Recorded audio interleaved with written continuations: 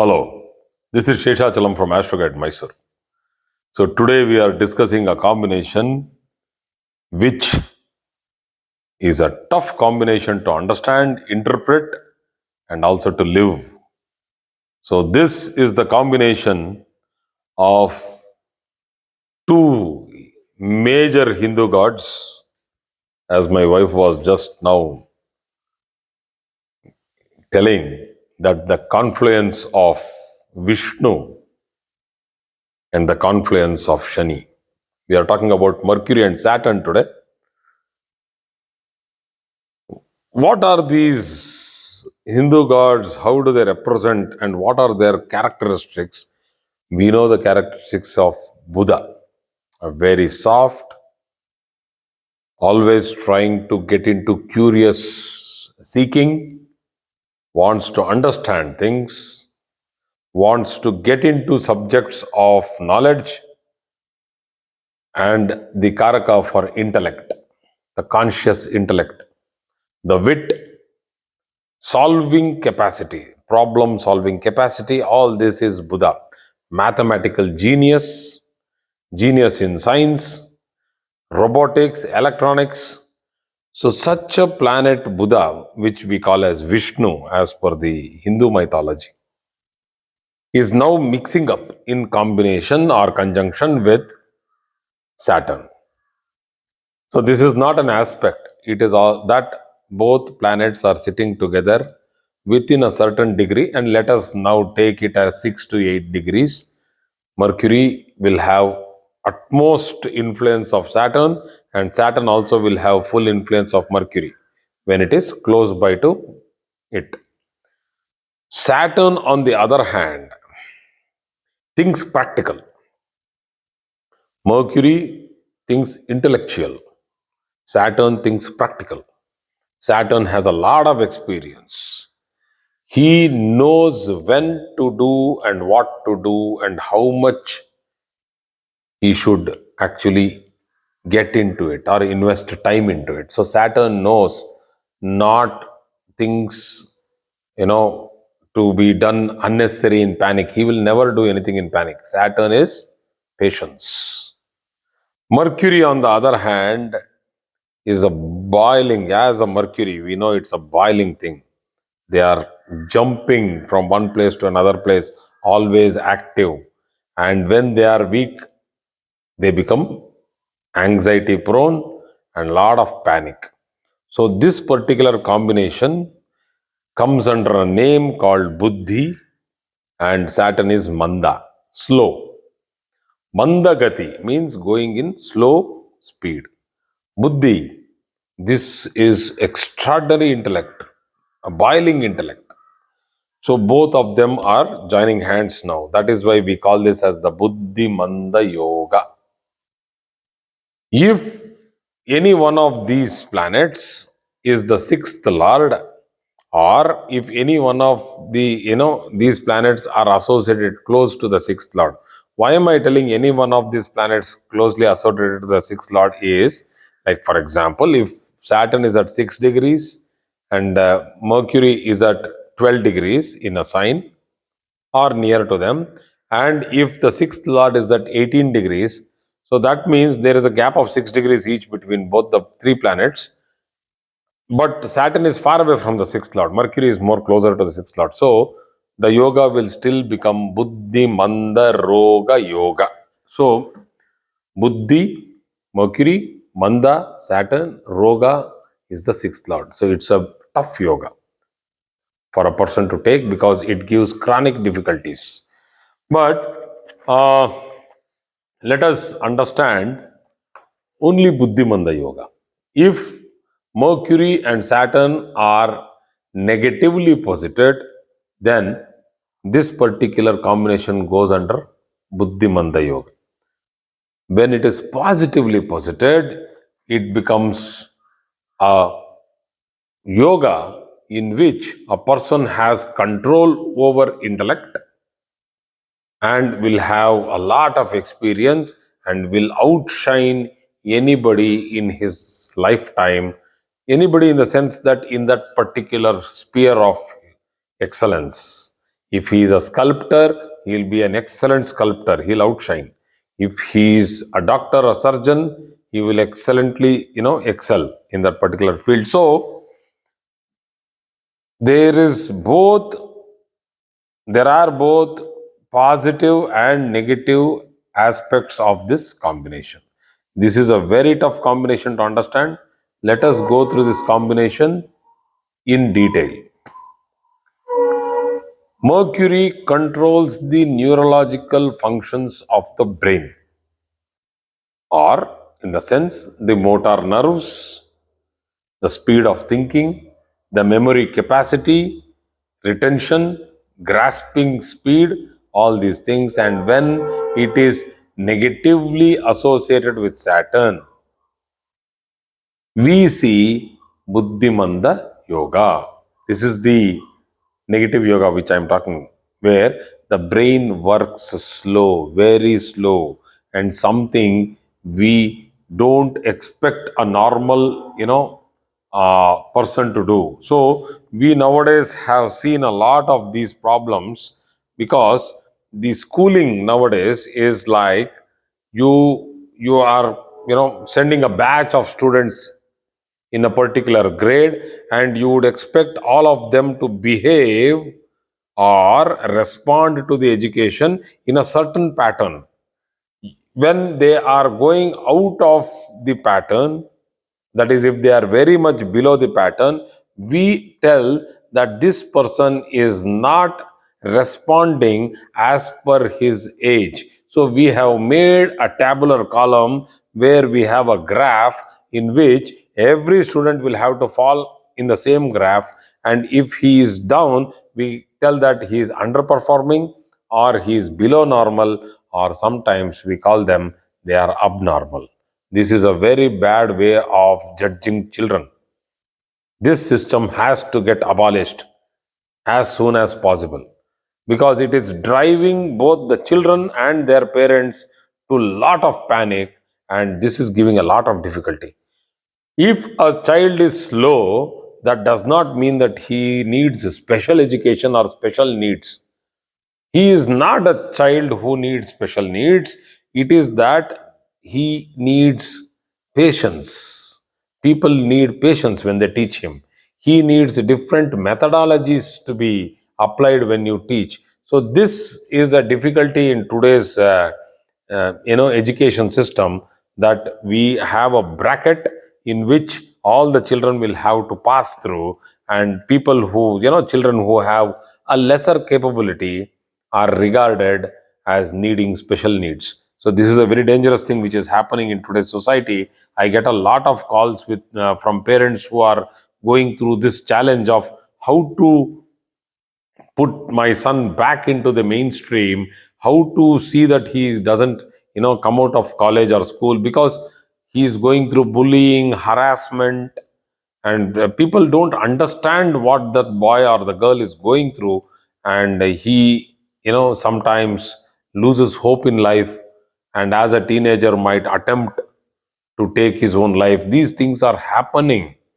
This is not a joke. Please do not put pressure on your children. If a child has this yoga, give him the free time. We need our children to be happy. This is more important. They are more important than their education. The education will happen.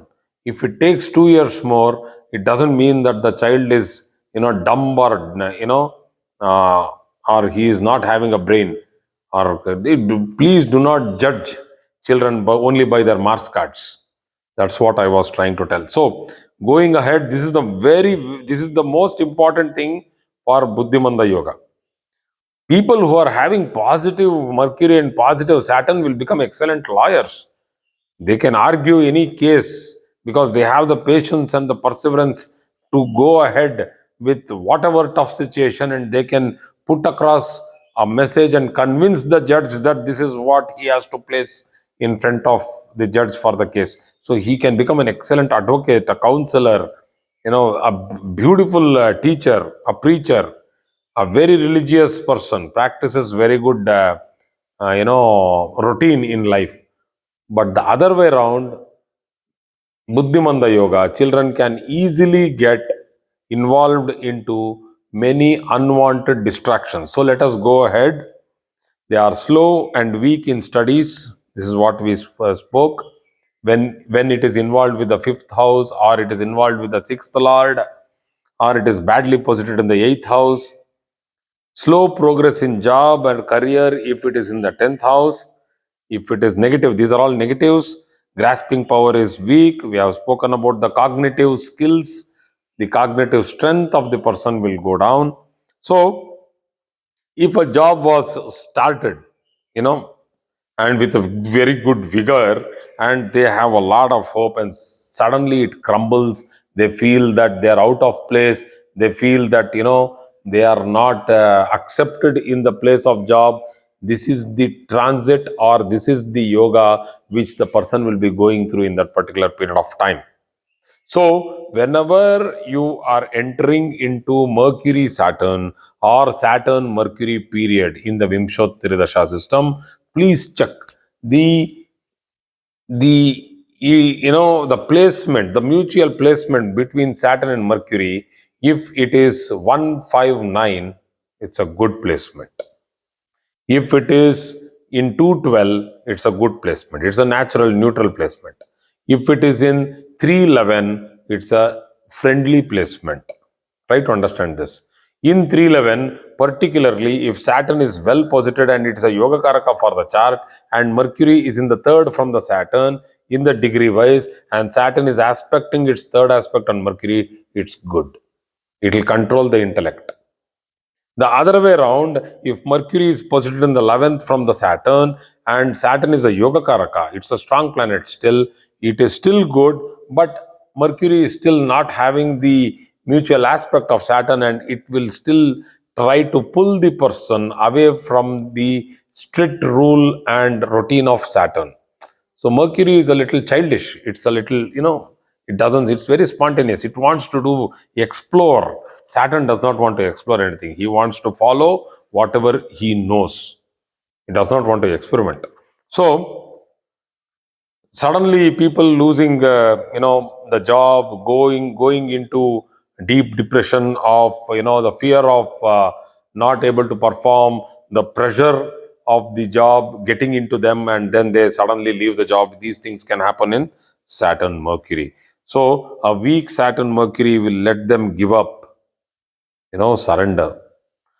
This you should understand in different perspectives. If a female going through a very tough, and weak Mercury Saturn, and any one of them being the ascendant lord, will give them a very tough time in married life or in the job. They unnecessarily surrender to atrocities. This is we are I am trying to counsel many people whenever I talk to them or in my consultations. But people, when we counsel them, they think that we are unnecessarily wasting our time in our consultations. But the point is that that is the most important thing for them. They have to come out of it.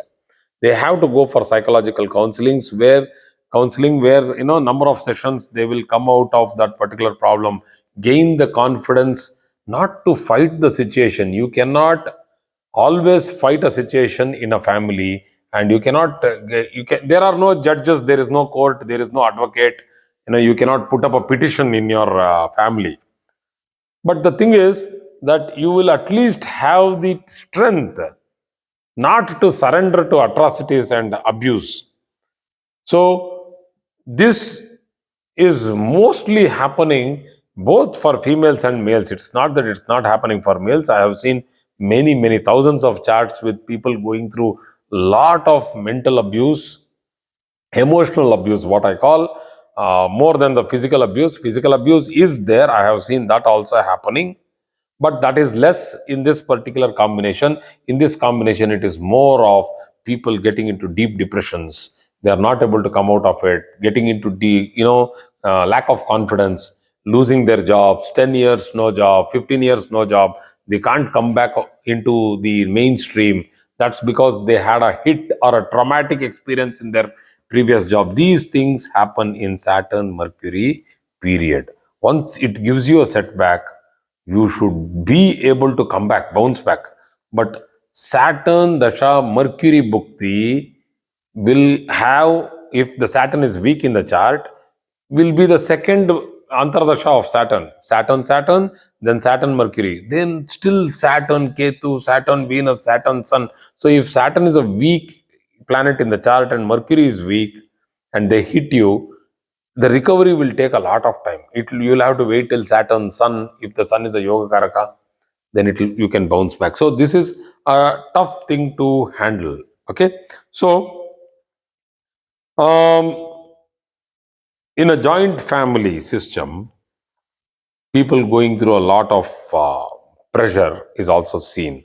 So usually, the positive side of Mercury and Saturn is not taken for it is taken for granted. It is not respected, and there is not much of a gratitude here. So I get a lot of calls when they tell that I have been working in this company for a long period of time. He has that Saturn Mercury in the 10th house, and he keeps telling that, after doing all this donkey work, sir, I am not getting any identification, no recognition. I, should I even continue here? After all these years, I don't know whether I'll be getting a good job somewhere else. So much of, years and time I have given to this particular company, but they are not recognizing my efforts. Why this happens is because of the humbleness, the politeness of the personality, and people have taken that particular, it's a rich quality of being humble and polite. And if you are humble and polite in the corporate world today, you are considered a coward. How on earth a person is a coward? Because he is humble and polite, because he simply tells yes to everything, and he patiently listens to people, and he shows his pleasing attitude to people. Does it mean he's a coward, or he has surrendered fully to all the whims and fancies of the bosses? No, it is his natural attitude. He is actually a gold in the company. He is like, shining gold. You need to revere those people, give them good promotions, keep them more happy in the company, because they are like, want to please the the team. They are very happy going people, they don't want violence. So that is the positive quality of Mercury and Saturn. Don't take this particular combination for granted. Give them the respect, give them the required what we call as gratitude. Show them the gratitude for their job. Okay, so if this is weak, when both the planets are weak, we have seen many people with this combination. They surrender to fate. You go to them, you try to boost their motivation, you try to tell them that yes, you can do this in your life, you can do that. They are like that, no, I have lost hope, I don't want to do this anymore. No, I don't want to simply unsettle anything, so I have got into my own shell. They have got into their own shell. To bring these people out, it's a very tough thing, and that is the job of a counselor nowadays, and it is a very, very, very tough thing. So people who are having Mercury and Saturn in the lagna, with a disoriented Rahu, weak Rahu, disoriented, because if there is orientation, Rahu can do wonders in the lagna. But if it is disoriented, that means if it is a weak Rahu sitting in a bad nakshatra, then Mercury, Saturn, and Rahu combination is the toughest combination to handle. They don't know what actually they are doing. They need a mentor, they need support, and they need empathy. So,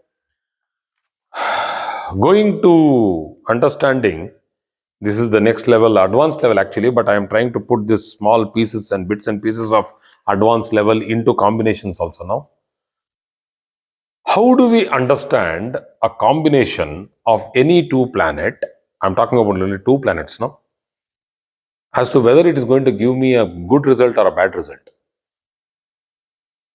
This, why am I talking so negative about this combination is because Take the Mula Trikona Sthana of Saturn, which actually happens in Kumbha Rashi, that is Aquarius.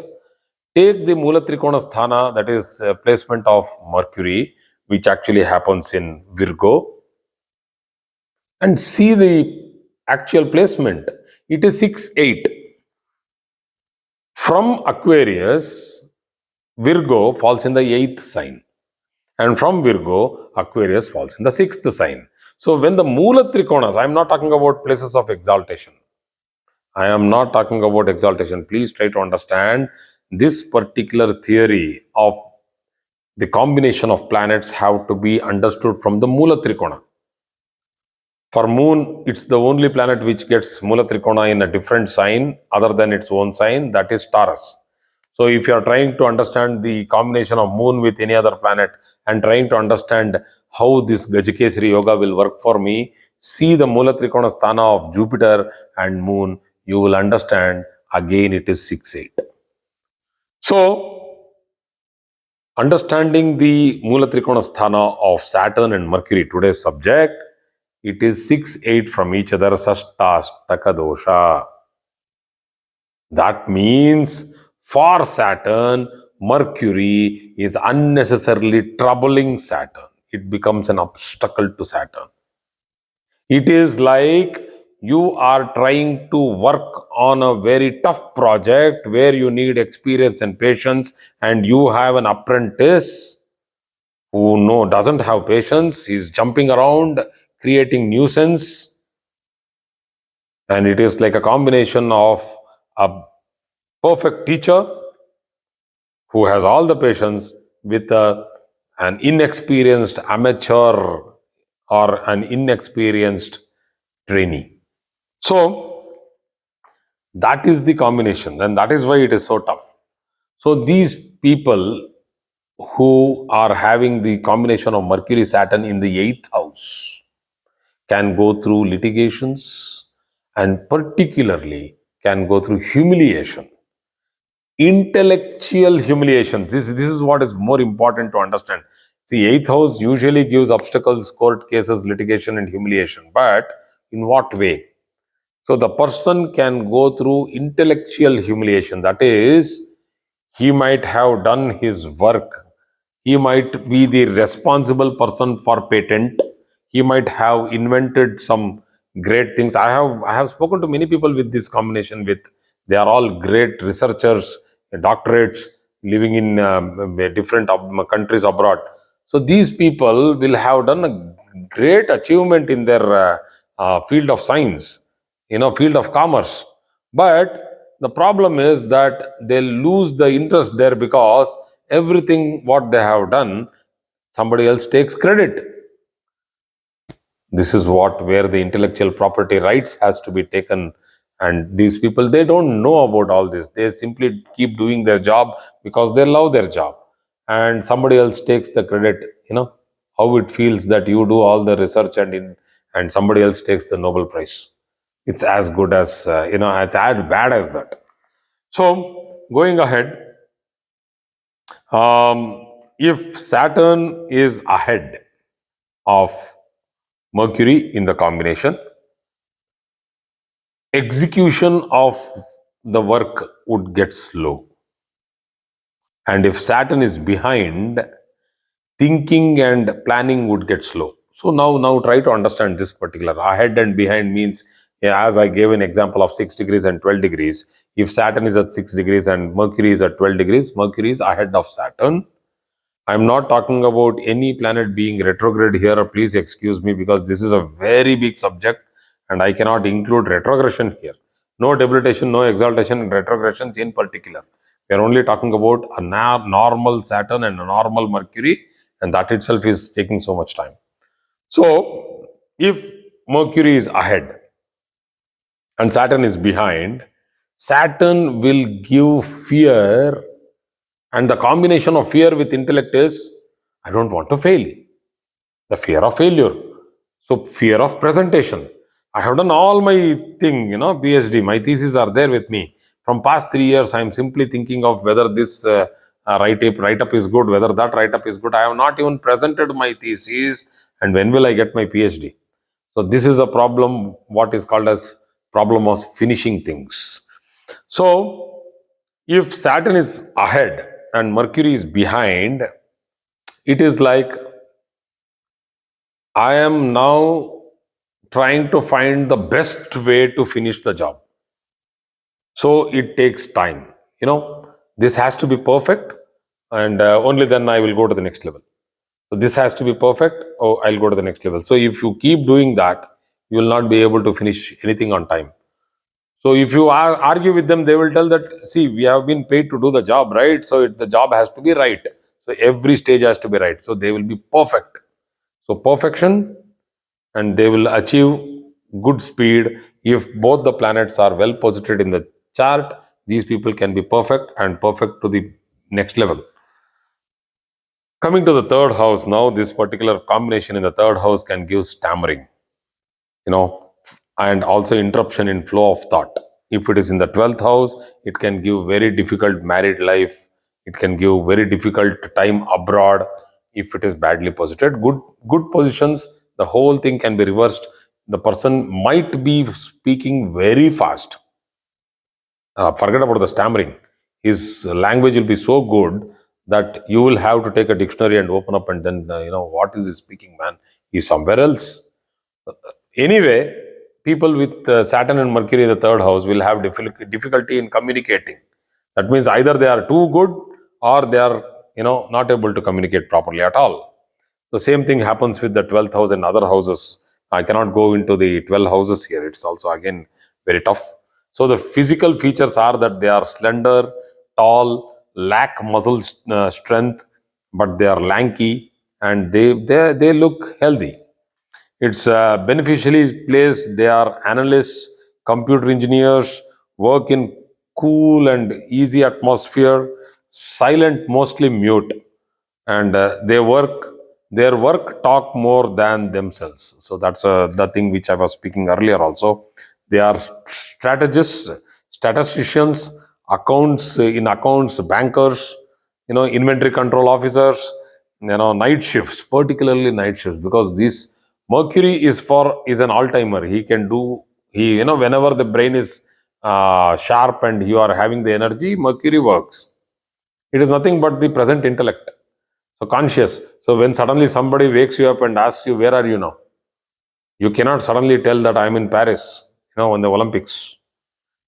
Because you watched Paris Olympics, just now you saw the match. And then you tell that, no, I'm in Paris, I'm watching Nadal playing. No, you cannot tell that. That is because your Mercury, if it is strong, then you will tell, no, I'm in my home. And my home is somewhere in India. So the immediate intellect will give you the conscious presence of mind, that is Mercury. And when it fails with a strong negative Saturn, that is when we get amnesias, dementias, Alzheimer's and Parkinson's, so many different difficulties when it is associated with the weak Nagna Lord. These things, we'll go into those things in medical astrology. I think we are doing medical astrology in the coming days. We are going to go ahead with a streamline of that one chapter also, tagged in our classes. So they are good in cooling facilities, where what we call as mm, cold storage facilities, fluid mechanics, robotics, space technology, fields in aeronautical engineering. These are all very good things for them. Saturn, Mercury also represents slithering nocturnal animals, especially snakes and fishes, and if it is placed in watery sign. So extraordinary memory, if it is benefic, these people will not forget even one thing. So that is what is called as photographic memory. These people, when they see something, they'll remember every feature. They will always be alert. If it is benefic, very, very strong benefic, then this is very good. And if it is malefic, it will exactly be opposite to what I said now. They will not observe anything. They will be very casual. They are not bothered about their surroundings.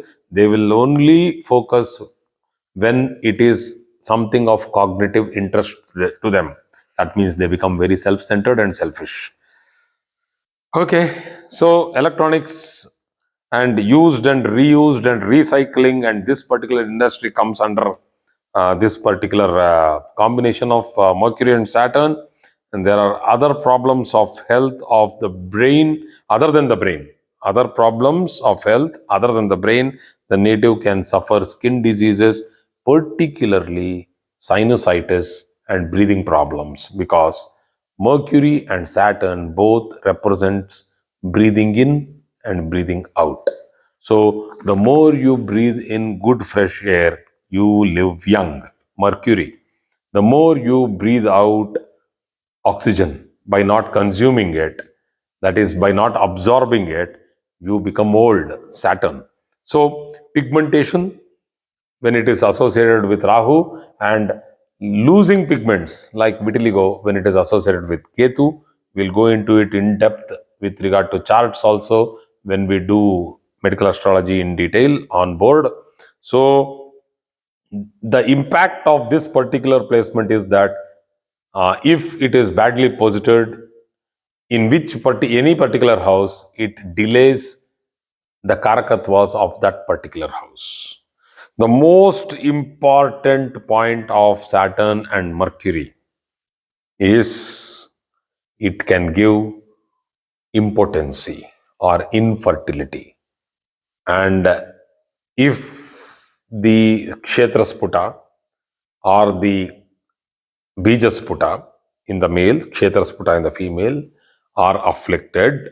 Like, for example, if the Kshetrasputa in both D1 and D9 for a female is falling in the odd sign, and in the Bijasputa is falling in D1 and D9 in an even sign for a male, and then the fifth lord is debilitated or with Rahu or very weak in the Shadbala, and you have the Saturn Mercury in the fifth house, it afflicts the fifth very badly. So,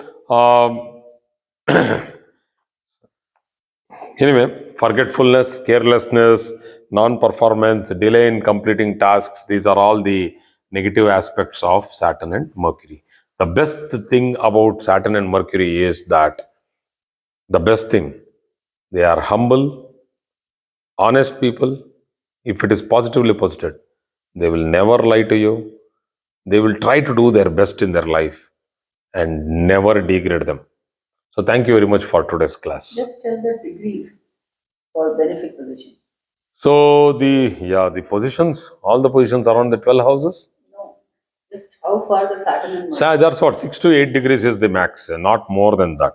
If either side of Saturn or Mercury, whatever, both are the same things. What I'm trying to tell, 6 to 8 degrees would be very good, because the orb of influence of Mercury is 7 degrees, and the orb of influence of Saturn we take it as 9 degrees, and 6 to 8 degrees is the average. Within that, it's great. 3 degrees or 4 degrees from each other, they will be very very good combination. The benefic placements will have to be seen from the lordships, the nakshatras, that is the constellations, and the rashis in which they are placed. The bhavas will come afterwards, that is the houses. So let's see about all that in our advanced classes. Thank you very much for today's class.